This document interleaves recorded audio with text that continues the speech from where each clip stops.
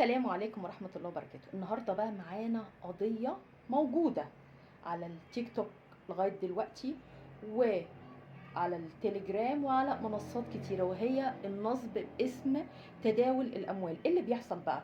اللي بيحصل إن كان في هنا بلوجر كبير حضرته حاطط لينك، أول ما بندوس على اللينك بيدخلنا جروب على التليجرام.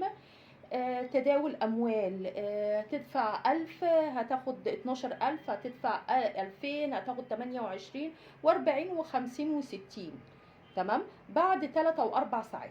المهم ناس كتيرة طبعا راحت دايسة على اللينك الخاص بالتليجرام ودخلوا وحولوا الفلوس للناس دي على الفودافون كاش.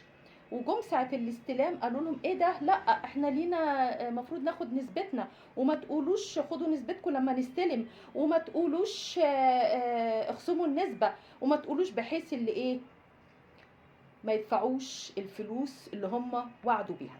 طيب عايزين بقى تاخدوا فلوسكم، خلاص ادفعوا النسبة الاول، ادفعوا 2000 جنيه زي مثلا اللي بعت لهم 1000 جنيه ادفعوا بقى 2000 جنيه علشان ايه نحول لهم. كله نصب في نصب. فانا بقول للبلوجر راعوا ربنا في الموضوع ده. الموضوع ده اول شركه اسمها فوركس دي راحت الجروب بتاعها على التليجرام 38400، ولما الاسم اتعرف اللي هم نصابين راحوا غيروا الاسم وقالوا ايه تداول للاموال، خلاص سموه كده. وبيبعتوا ارقام تليفونات وبيدخلوا على الخاص على التليجرام وكله على الخاص. حلو.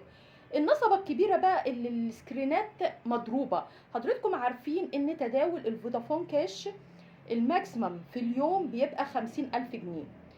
غلطوا غلطة وانا بقول لهم هم بيشوفوا الفيديو، غلطوا غلطة وعاملين سكرينة من ضمن السكرينات ب55000 بعتوها لواحد في اليوم. تمام، كل ده نصب يا جماعة، كل ده نصب. ودلوقتي في برضو شركة جديدة، البلوجر الكبير اللي هو بيسعى الناس وعمال يقول لهم الحاجات دي انتوا ازاي ما استثمرتوش فلوسكم، دي حاجات سهلة جدا وبرخص التراب. ايه يعني لما ترموا 1000 جنيه وتاخدوا حاجة و20000؟ ايه يعني لما ترموا 2000 جنيه وتاخدوا 60 و70 ألف؟ تمام، وحضرتك واخد فلوس منهم بس حرام عليك النصب على الناس الغلابة. شكرا.